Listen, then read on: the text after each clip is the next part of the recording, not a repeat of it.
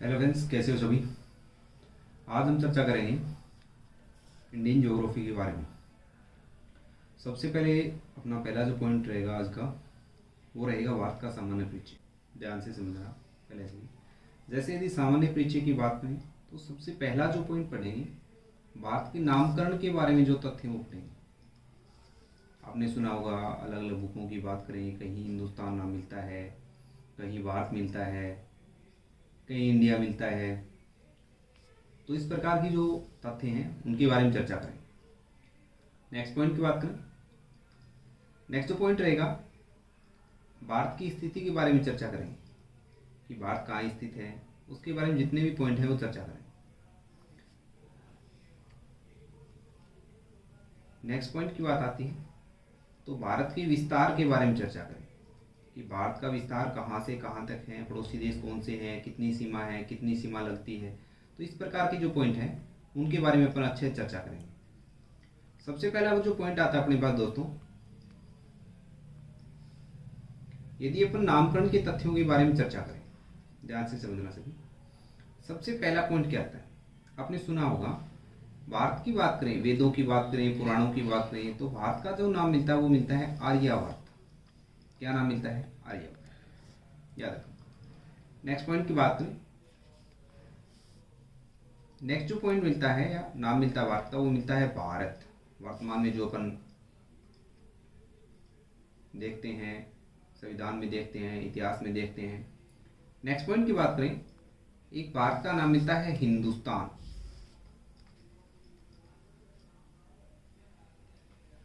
और नेक्स्ट की बात करें, भारत का नाम दिया गया है इंडिया।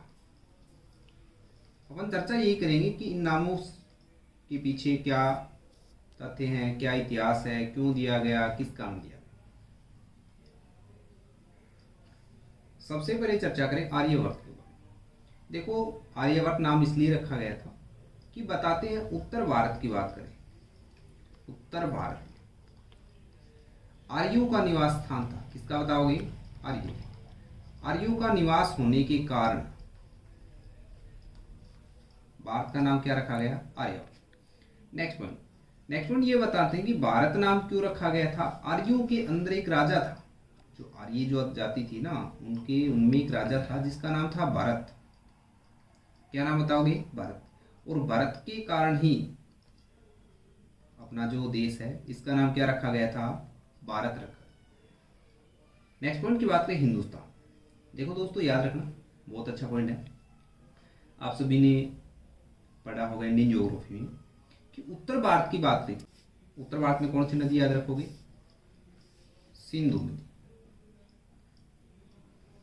और सिंधु का जो रूपांतरण है, सिंधु शब्द का बात करें, हिंदू कर दिया। क्या कर दिया? हिंदू। और हिंदू से ही, याद रखना दोस्तों, हिंदू से ही वर्तमान की बात करें तो वर्तमान में क्या कहने लगे? हिंदुस्तान। हिंदू से क्या नाम बन गया? हिंदू शब्द से पहले सिंधु था, सिंधु से हिंदू रूपांतरण होके और हिंदू से क्या बन गया? हिंदुस्तान। नेक्स्ट पॉइंट की बात करें, ये किसने दिया? ये देखो दोनों नाम है, ये दोस्तों याद रखना, इनके बारे में चर्चा करें। ये दोनों नाम अपने इतिहास में मिलते हैं, जैसे अपने वेद है, पुराण, उनमें मिलते हैं। सबसे ज्यादा इनका जो वर्णन है वही मिलता है। हिंदुस्तान की बात करें, हिंदुस्तान जो नाम दिया था सिंधु नदी के कारण, सिंधु का रूपांतरण हिंदू कर दिया, हिंदू से क्या कर दिया? हिंदुस्तान। ये जो नाम दिया था दोस्तों, ये याद रखना, ये ईरानियों ने दिया था, ईरान के निवासियों ने दिया था, ईरानियों ने दिया था, याद रखना। और नेक्स्ट पॉइंट, इंडिया की बात करें तो इंडिया शब्द के बारे में आपको याद रखना है। इंडिया नाम कैसे पड़ा था? देखो, ये यूनानियों ने दिया था, यूनान के जो लोग थे उन्होंने दिया था। अब देखो, ये क्या कहते थे, ये बताते हैं कि अपनी भाषा में यूनानी जो है, सिंधु जो नदी है उसको कहते थे इंडस।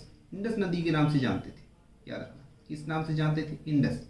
और इंडस से ही, इंडस का थोड़ा सा रूपांतरण करके इस शब्द का, इंडस का क्या कर दिया? इंडिया। तो दोस्तों एग्जाम में कैसे क्वेश्चन आएंगे, यहां से कौन से क्वेश्चन सबसे ज्यादा बार पुट हुए, वो देखो। सबसे ज्यादा बार क्वेश्चन पुट हुए हैं ये दोनों, एक तो इंडिया के बारे में सबसे ज्यादा बार पूछा गया, याद रखना, और एक हिंदुस्तान के बारे में, इन शब्दों के बारे में। क्योंकि सीधा सीधा एग्जाम में क्वेश्चन पुट होता है कि इंडिया नाम कहाँ के निवासियों ने दिया, तो किसने दिया, यूनानियों ने। ठीक है, याद रखना। नेक्स्ट पॉइंट पूछा जाए हिंदुस्तान, हिंदुस्तान की बात आ जाए तो याद रखना दोस्तों क्या बताओगे, ईरानियों। तो याद रखना एग्जाम में इनमें से कोई भी क्वेश्चन आए नामकरण के बारे में। देखो दोस्तों एग्जाम में कोई भी क्वेश्चन, यदि देखो एग्जाम में किसी भी प्रकार का क्वेश्चन आ जाए, यदि अपने को आता है तो अपने को आसान लगेगा, यदि एग्जाम में उसका आंसर पता ही नहीं तो वो अपने को क्या लगेगा, बहुत ही हार्ड लगेगा। तो इसीलिए मैं आपको बता रहा हूँ कुछ बेसिक बातें बेसिक तरीके से ही समझनी है, एक दो बार पढ़ोगे अच्छे से दिमाग में सेट हो जाएंगे। तो सबसे पहले मैंने आपको बताया था नामकरण के बारे में तथ्य पढ़ेंगे। तो सबसे पहले क्या बताओगे, आर्यावर्त नाम मिलता है इतिहास में, क्यों बताओगे, उत्तर भारत में आर्यों का निवास स्थान था। नेक्स्ट भरत, आर्यों में ही एक राजा था जिसका नाम था भरत, जिसके कारण क्या पड़ गया, भारत नाम पड़ गया। हिंदुस्तान की बात करें, हिंदू हिंदू हिंदू कौन सी नदी के कारण, सिंधु, सिंधु का रूपांतरण जो नाम है वही क्या है, हिंदू, और हिंदू से क्या हो गया, हिंदुस्तान। कहाँ के निवासियों ने दिया था, याद रखना, ईरानी। नेक्स्ट पॉइंट की बात करें, इंडिया, इंडिया शब्द की बात करें तो याद रखना यूनानियों ने दिया था। किसने दिया था, यूनानियों ने। क्योंकि देखो क्या कहते थे यूनानी, जो सिंधु नदी को इंडस नदी कहते थे, याद रखना दोस्तों क्या कहते थे, इंडस नदी, और इंडस के कारण ही क्या पड़ गया, इंडिया, भारत का नाम पड़ गया इंडिया। तो याद रखना इनके बारे में जो फैक्ट जो मैंने बताए इंपॉर्टेंट है। एक तो भारत की स्थिति के बारे में पढ़ेंगे कि भारत कहाँ स्थित है, ये पॉइंट पढ़ेंगे बहुत ही अच्छे से। जैसे अपन चर्चा करें, ये अपना ग्लोब है, ग्लोब बोल सकते हो, पृथ्वी बोल सकते हो, याद रखना, क्योंकि अपनी पृथ्वी का अध्ययन करने के लिए ग्लोब को आधार बनाया है। यदि सबसे पहले अपन चर्चा करें, अपन लास्ट वीडियो में चर्चा कर चुके थे कि ग्लोब में दो प्रकार की रेखाएं होती हैं, अक्षांश और देशांतर। ये बातें दोस्तों अच्छे से याद रखना, यदि वीडियो देख लिया तो बातें समझ में आ जाएगी बहुत अच्छे से। ग्लोब में कितने प्रकार की रेखाएं होती हैं, दो प्रकार, एक तो अक्षांश बताओगी, दूसरी कौन सी बताओगी, देशांतर। एक बात मैंने बहुत अच्छे से बताई थी कि दोनों जो रेखाएं होती हैं ना वो काल्पनिक होती हैं। क्या बताओगे, काल्पनिक। दोनों जो रेखाएं क्या होती हैं, काल्पनिक होती हैं। क्योंकि देखो काल्पनिक किस प्रकार, क्योंकि ग्लोब का जो अध्ययन करने के लिए, याद रखना दोस्तों, ग्लोब का अध्ययन करने के लिए एक प्रकार से दर्शाई गई हैं, याद रखना सभी। क्योंकि देखो आप भी कहीं घूमे होंगे, कहीं आपको अक्षांश या देशांतर रेखाएं नहीं दी आज तक, क्योंकि काल्पनिक है, याद रखना।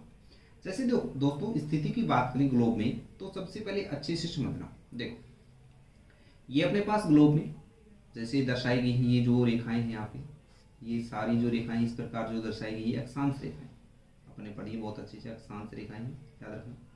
जैसे अपन बात करें यहाँ पे जो अक्षांश रेखा है, ये अक्षांश रेखा है। नेक्स्ट पॉइंट की बात करें, ये देखो 0 डिग्री अक्षांश रेखा है, जिसे भूमध्य रेखा, विषुवत रेखा के नाम से भी जानते हैं। नेक्स्ट देखो दोस्तों, ये अपने पास दर्शाई गई 0 डिग्री देशांतर रेखा है।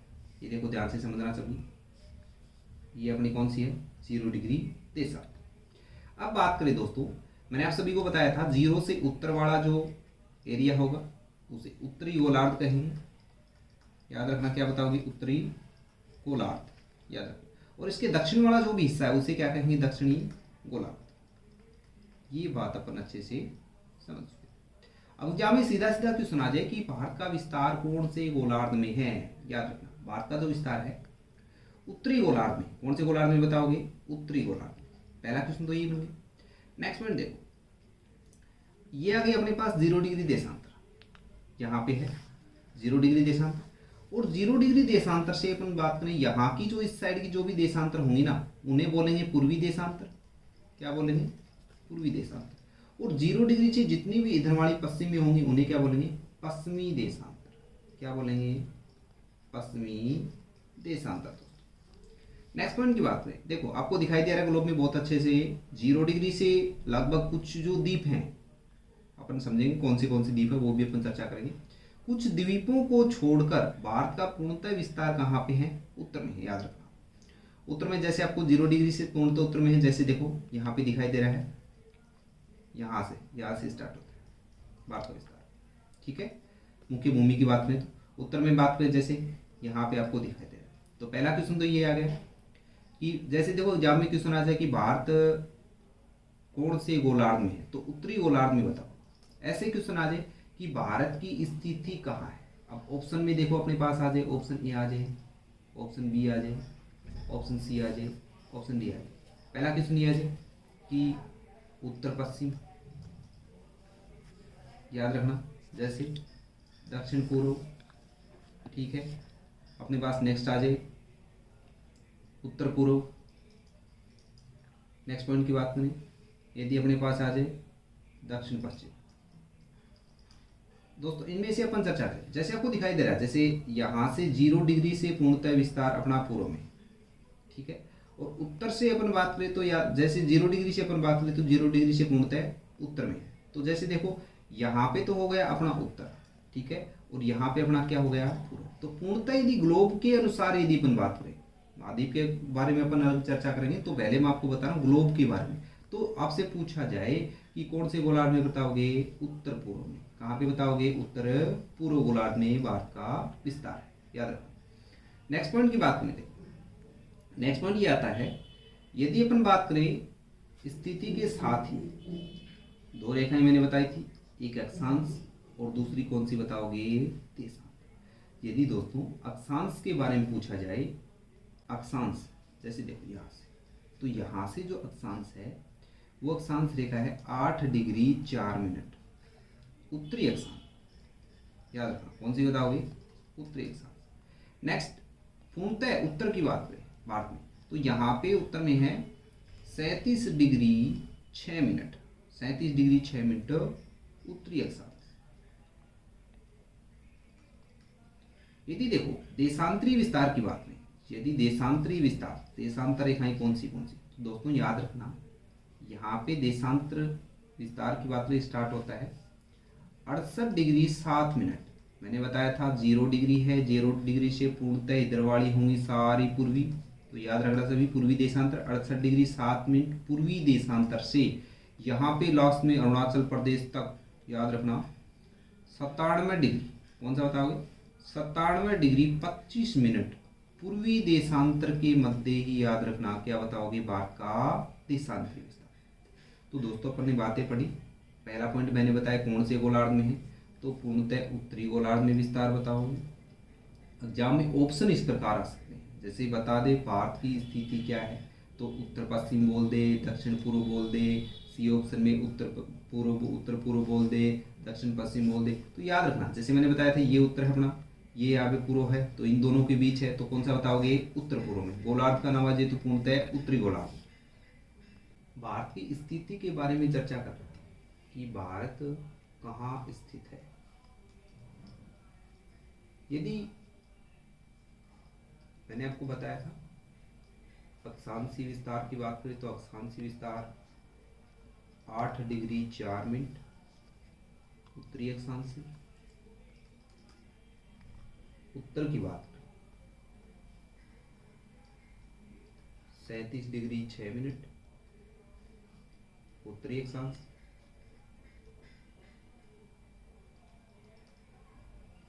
यदि बात करें पूर्व में 68 डिग्री 7 मिनट और पूर्व की बात करें तो 97 डिग्री 25 मिनट।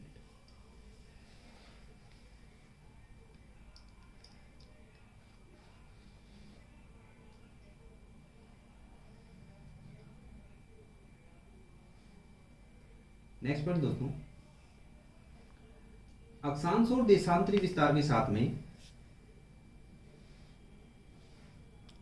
अपन पढ़े कि मुख्य अक्षांश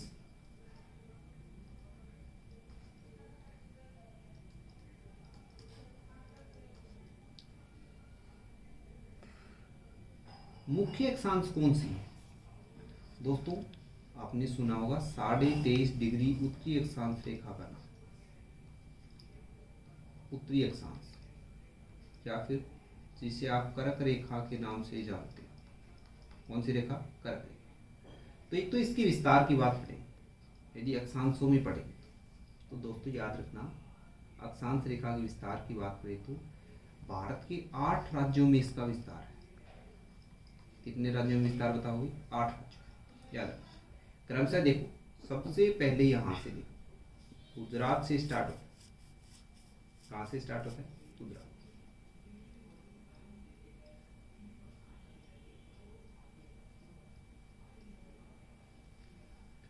सबसे पहले गुजरात आता है यहाँ पे, उसके बाद दूसरा राजस्थान, तीसरा मध्य प्रदेश, नेक्स्ट आता है छत्तीसगढ़, नेक्स्ट आता है झारखंड।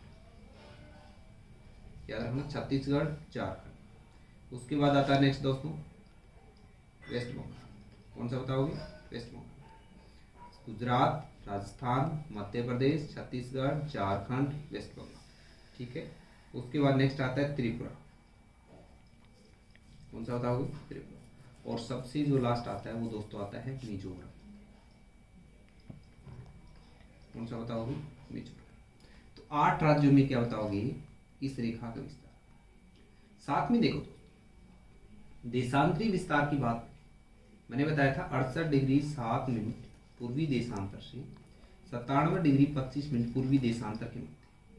तो मुख्य देशांतर देखो दोस्तों, मुख्य देशांतर तो नहीं है, लेकिन मुख्य देशांतर हो गए। जैसे आपने लास्ट वीडियो में देखा था, मैंने बताया था देशांतर रेखाएं समय बताती है। क्या बताती है? समय। बात करें तो बात कर लेते हैं अपन समय, IST की बात कर लेते हैं, इंडियन स्टैंडर्ड टाइम की बात कर लेते हैं कि इंडियन स्टैंडर्ड टाइम क्या है, कौन सी रेखा से इसका निर्धारण किया गया है। देखो दोस्तों, IST की बात करें, IST का याद रखना सभी, इंडियन स्टैंडर्ड टाइम। देशांतर बताती है, तो कौन सी देशांतर दोस्तों? याद रखना 82.5 डिग्री पूर्वी देशांतर का नाम। किसका नाम बताओगे? 82.5 डिग्री पूर्वी देशांतर। एक तो क्वेश्चन यही बनता है, 82.5 डिग्री पूर्वी देशांतर रेखा से इसका विस्तार कहां तक है? या फिर पूछ सकते हैं कि भारत के कितने राज्यों में है, भारत के कौन से राज्यों में? दोस्तों याद रखना, यह भारत की मानक समय रेखा है और इसका जो विस्तार है भारत के 5 राज्यों में है। कितने राज्यों में बताओगे? 5 राज्यों। देखो दोस्तों, 5 राज्यों की अपन चर्चा कर रहे हैं। सबसे पहले कहाँ से इसका विस्तार प्रारंभ होता है, कहाँ से कहाँ तक? देखो दोस्तों, इस प्रकार इसका विस्तार है।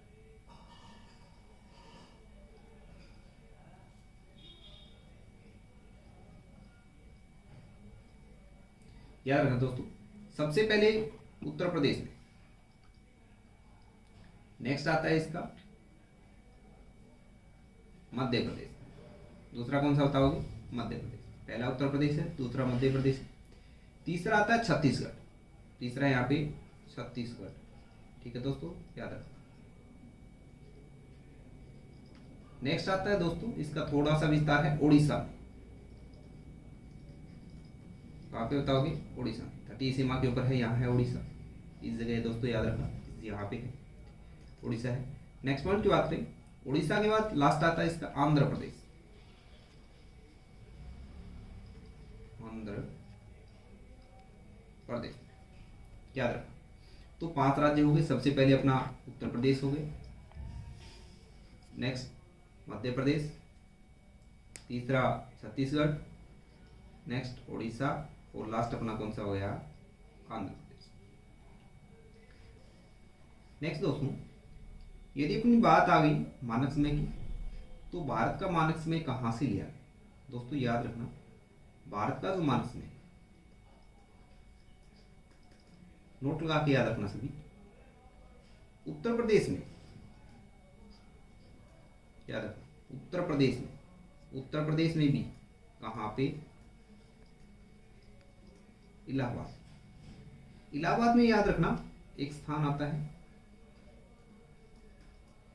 मिर्जापुर, और मिर्जापुर में भी एक छोटा सा स्थान और आता है नैनी। याद रखना, कौन सा स्थान बताओगे? नैनी। इस स्थान से भारत का मानक समय लिया गया, याद रखना। नेक्स्ट पॉइंट की बात यह आती है, तो भारत का मानक समय, कभी आपने GMT का नाम सुना होगा। किसका नाम? GMT।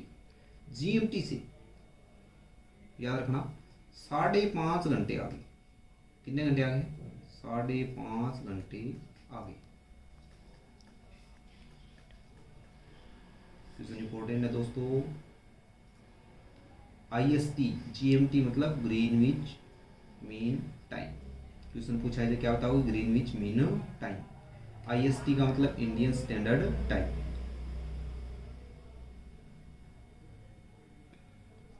तो याद रखना सभी 5.5 घंटे आगे। कितने घंटे आगे हैं? 5.5 घंटे आगे याद रखना, ठीक है, ग्रीनविच मीन टाइम से। नेक्स्ट दोस्तों अच्छा पॉइंट आज का ये है, याद रखना सभी कि भारत का जो मानक समय है ना, भारत का जो IST इंडियन स्टैंडर्ड टाइम के समान, इंडियन स्टैंडर्ड टाइम के समान जो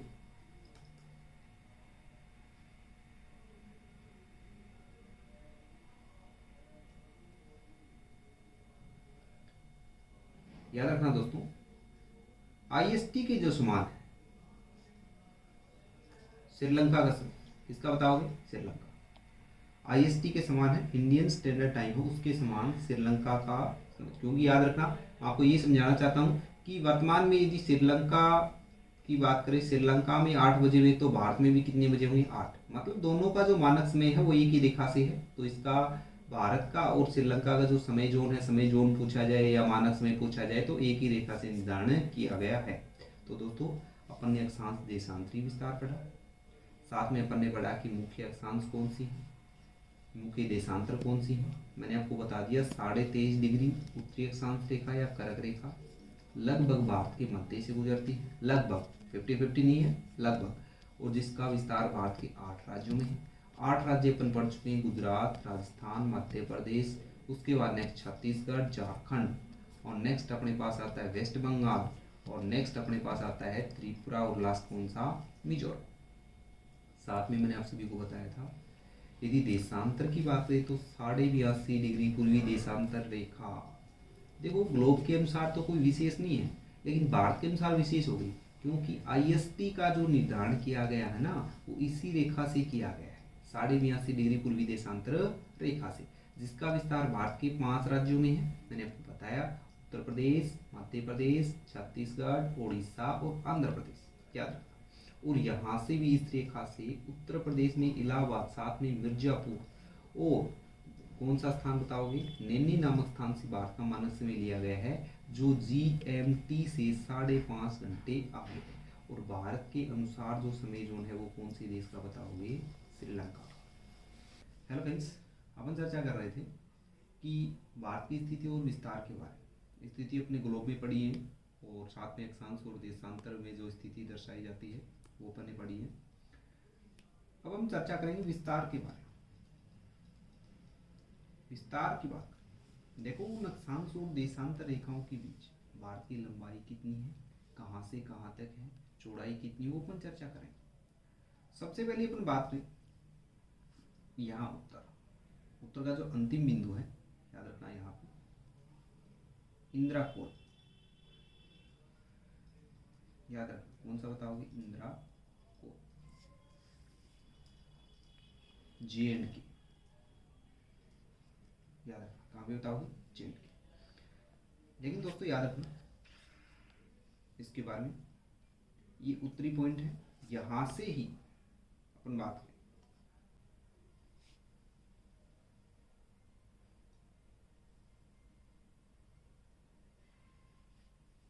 दोस्तों, याद रखना दक्षिण में कन्याकुमारी, कौन सा बताओगे? कन्याकुमारी, तमिलनाडु। नेक्स्ट पॉइंट की बात देखो, उत्तर में इंदिरा कोल से लेकर दक्षिण में कन्याकुमारी, तमिलनाडु तक, ठीक है। भारत की लंबाई की बात करें 3214 किलोमीटर। यदि भारत की चौड़ाई की बात करें, यहाँ पे गुजरात में गौर माता, याद रखना कौन से राज्य में? गुजरात में। गौर माता से लेकर यहाँ पे लास्ट में अरुणाचल प्रदेश, की बिंदु, अरुणाचल प्रदेश।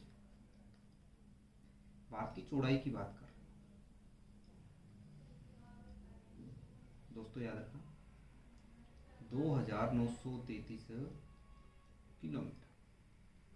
तो अपने अंतिम बिंदु पढ़े इंदिराकोल, कन्याकुमारी, तमिलनाडु। दोस्तों याद रखना,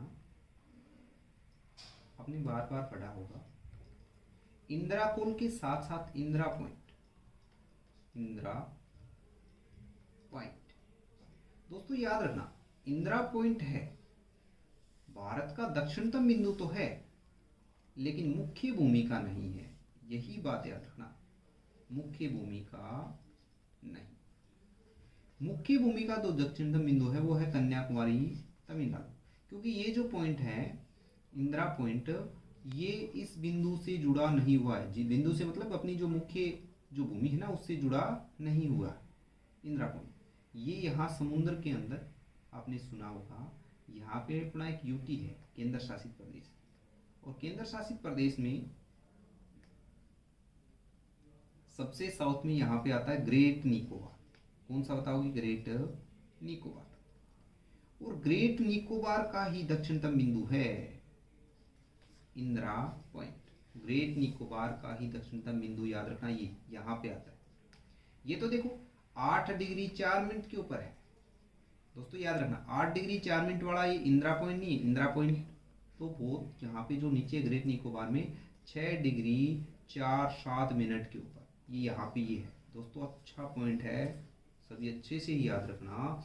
मैंने आपको क्या बताया था, भारत का दक्षिणतम बिंदु पूछे ना, भारत का दक्षिणतम बिंदु पूछे तो इंदिरा पॉइंट ही बताना है। लेकिन मुख्य भूमि का दक्षिणतम बिंदु पूछे तो बताओगे सभी कन्याकुमारी, तमिलनाडु। कौन सा बताओगे? कन्याकुमारी, तमिलनाडु, याद रखना। नेक्स्ट वन देखो, तो इतनी लंबाई और इतनी चौड़ाई के बीच यदि अपन बात करें भारत के क्षेत्रफल के बारे में,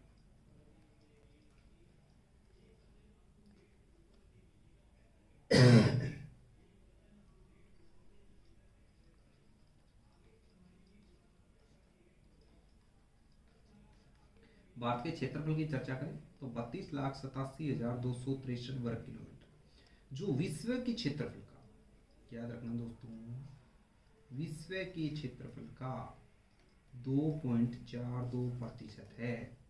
साथ में ये भी आपको पता होगा, इसी क्षेत्रफल के साथ भारत का क्षेत्रफल की दृष्टि से विश्व में, याद रखना, विश्व में कौन सा स्थान है? 7वां स्थान है दोस्तों। कौन सा स्थान बताओगे? 7वां, क्षेत्रफल की बात। तो दोस्तों इतनी बातें याद रखना, अच्छे समझना। नेक्स्ट वन विशेष देखो क्या, एक तो याद रखना कन्याकुमारी तमिलनाडु को कैप कैमोरिन के नाम से भी जानते हैं। याद रखना, कैप कैमोरिन के नाम से भी जानते हैं। नेक्स्ट देखो, इंदिरा पॉइंट की बात करें दोस्तों, इंदिरा पॉइंट के भी बहुत से अन्य नाम हैं। इंदिरा पॉइंट की बात, एक तो इसे कहते हैं पार्सन पॉइंट। क्या कहते हैं? पार्सन पॉइंट। एक इसे कहते हैं लोहचिंग पॉइंट। याद रखना, क्या बताओगे? लोहचिंग पॉइंट।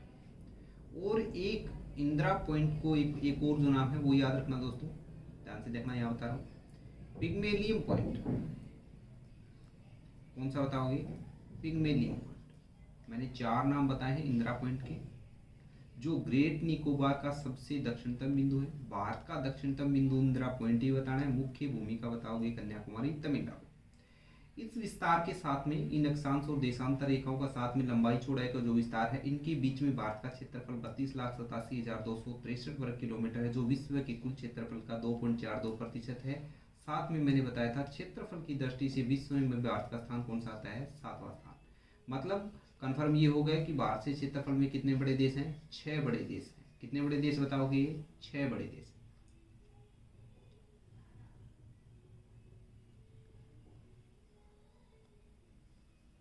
क्षेत्रफल में बात करें, क्षेत्रफल में भारत के स्थान की बात करें, भारत के क्षेत्रफल में 7वां बड़ा देश है। कौन सा बड़ा बताओगे? 7वां बड़ा देश है विश्व में। क्या? सातवां बड़ा देश है। तो याद रखना भारत का क्षेत्रफल विश्व के क्षेत्रफल का 2.42%। साथ में याद रखना जनसंख्या की बात करें, याद रखना दोस्तों जनसंख्या की बात करें तो जनसंख्या में दूसरा बड़ा देश कौन सा बताओगे? दूसरा बड़ा देश भारत दूसरा बड़ा देश। बात कर लेते अपन क्षेत्रफल, नोट लगा के याद रखना क्षेत्रफल की दृष्टि से 7 बड़े देश, 7वां बड़ा देश भारत है, तो भारत से बड़े कौन से देश हैं? एक टिप्स है दोस्तों, सभी बहुत अच्छे से याद रखना।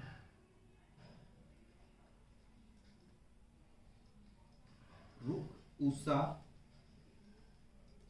चीन की, बीए भारत में कर। दोस्तों याद रखना सबसे बड़ा है रूस से, याद रखना कौन सा हो जाएगा? रूस। नेक्स्ट कैसे कनाडा, नेक्स्ट यूएसए से यूएसए अमेरिका,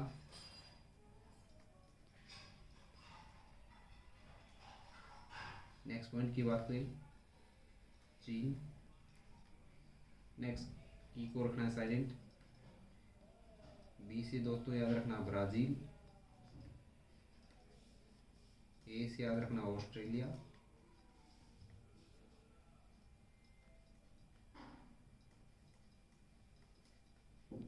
और 7वां बड़ा दोस्तों याद रखना क्या बताओगे? अपना प्यारा बात में और कर रखना है साइलेंट। 8वां पूछा जाए आपसे 8वां बड़ा देश कौन सा है दोस्तों? याद रखना अर्जेंटीना। कौन सा बताओगे? अर्जेंटीना। तो दोस्तों अपन ने स्थिति विस्तार में कुछ बेसिक बातें पढ़ी हैं, याद रखना।